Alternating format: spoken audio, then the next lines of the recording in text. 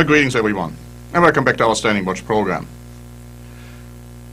Undoubtedly, all of us have been shocked when we heard and saw the reports about this tremendously terrible earthquake in Japan, an 8.9 magnitude earthquake, followed by, of course, devastating tidal waves. And alert was given all over the world. I heard about 30 places were under tidal wave watch after that earthquake.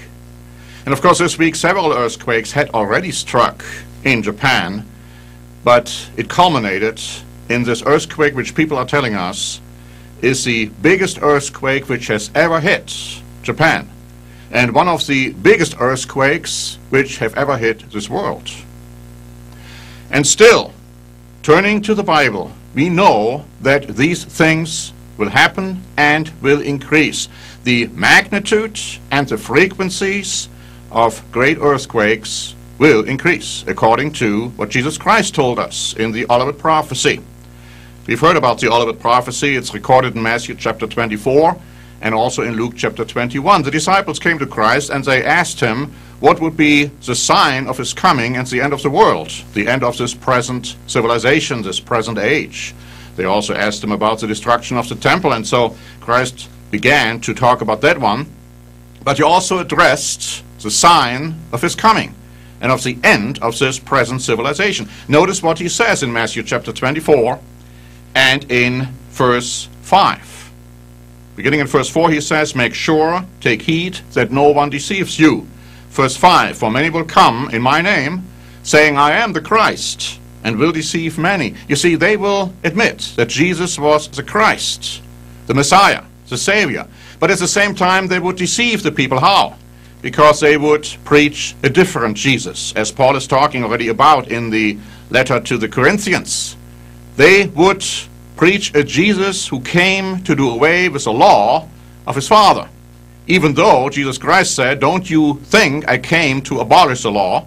I didn't come to abolish. I came to fulfill, to show you how to keep it." Because later in the book of Romans, Paul is saying that the righteous requirements of the law shall be fulfilled in us, those who are true converted Christians. So Christ is warning the disciples at his time. He is warning us today to make sure that we are not deceived. And then he goes on to say in verse 6, "And you will hear of wars and rumors of wars. See that you are not troubled, for all these things must come to pass, but the end isn't quite yet." Now, we have been hearing about wars and rumors of wars for a long, long time. We are hearing about them now. The war in Afghanistan. The war, and we can call it civil war now, in Libya. The idea that a new fly zone is going to be perhaps implemented over there, which will lead to war, no question about that. And so we are being told that North Korea is doing some stupid things. Iran, obviously, is still a player in this terrible game. So yes, we are hearing of wars and rumors of wars. And then Christ is going on to say in verse 7, "For nation will rise against nation, and kingdom against kingdom. Wars will start small, and they will become bigger and greater and all-encompassing. And there will be famines, pestilences, and earthquakes in various places." Notice, earthquakes in various places. In the parallel account, in Luke chapter 21, in verse 11, it is stated that he says, "And there will be great earthquakes in various places." But have you noticed what he's talking about? He is talking about deception, religious deception. He is talking about wars. He is talking about famine. And he is talking about disease epidemics. You see, if you turn to the book of Revelation, you find these four remarkable occurrences described in the four horsemen of the apocalypse, the first four seals. You all heard about the four horsemen of the apocalypse: the white horse, the red horse, the black horse, and the pale horse. Religious deception, war, famine, and then, of course, pestilence or disease epidemics, one leading to the next. You see, I'd like to read to you from an article which was published by the Telegraph on March 7, having this to say: "For years the Ogallala Aquifer, the world's largest underground body of fresh water, has irrigated thousands of square miles of American farmland. Now it is running dry. The Ogallala Aquifer stretches all the way down the eastern slope of the Rockies, from the Badlands of South Dakota to the Texas Panhandle. It does not replenish.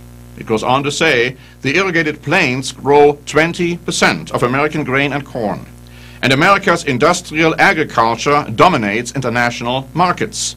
The collapse of these markets would lead to starvation in Africa and anywhere else where a meal depends on cheap American exports.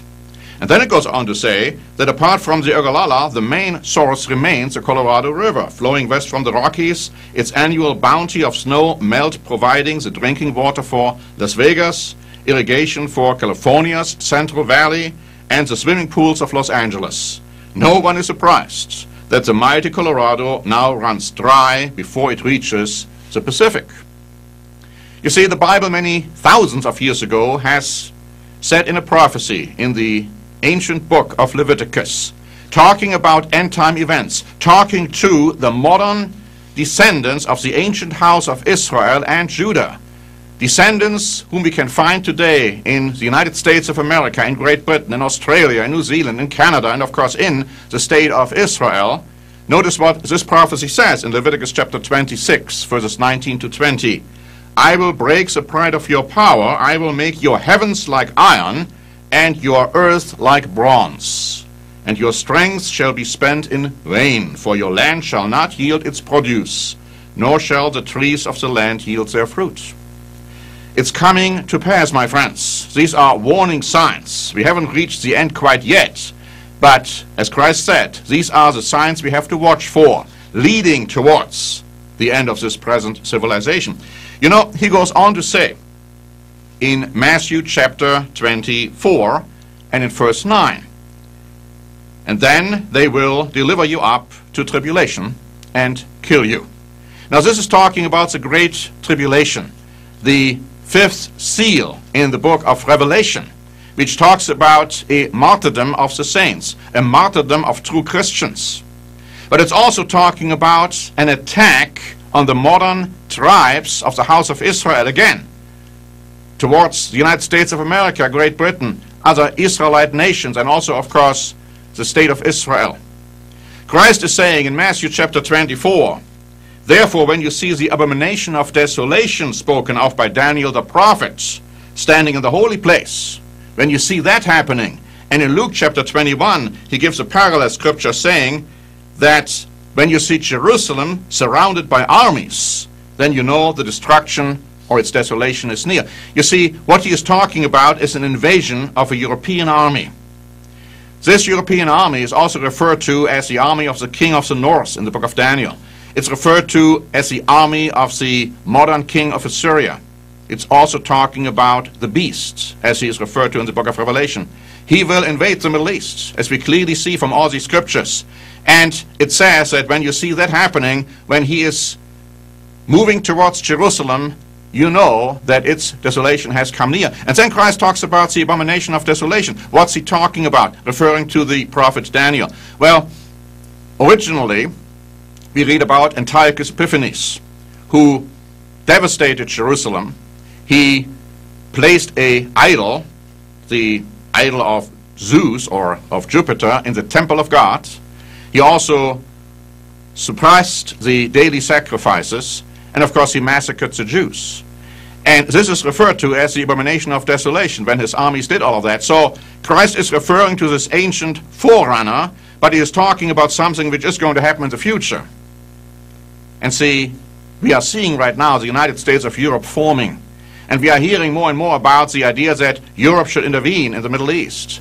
And we also read in 2 Thessalonians that the man of sin, a religious figure called the false prophet in the book of Revelation, will sit in the temple of God at that time, saying that he is God, perhaps sitting in the Holy of Holies, a place where the high priest only could attend once a year, indicating strongly that a temple is still going to be built in Jerusalem.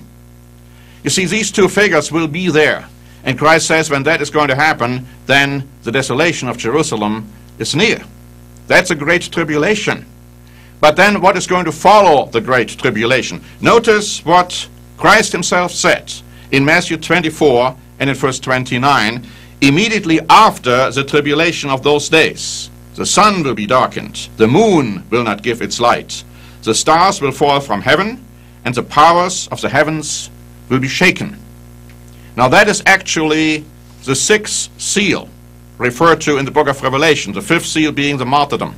The sixth seal is called the heavenly signs.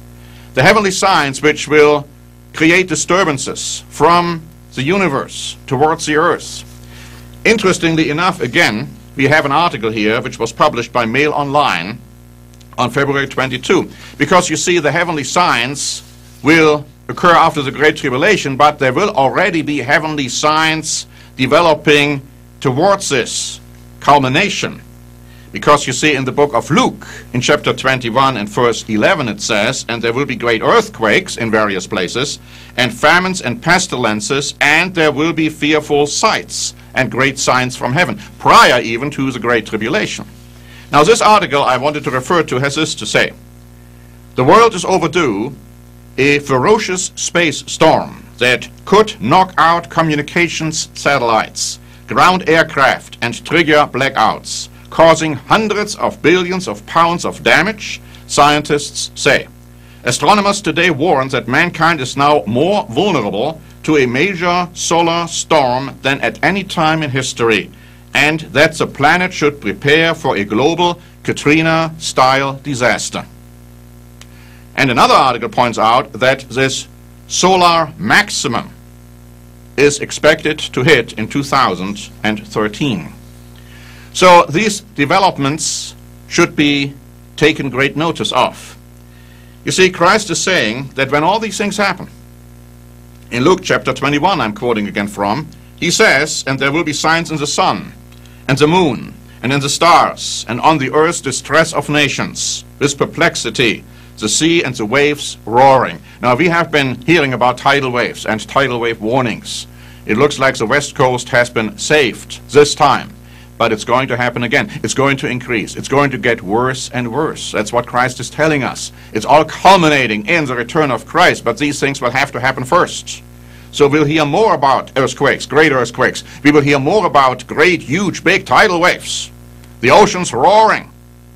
And it says, men's hearts, verse 26, failing them from fear and the expectation of those things which are coming on the earth. For the powers of heaven will be shaken.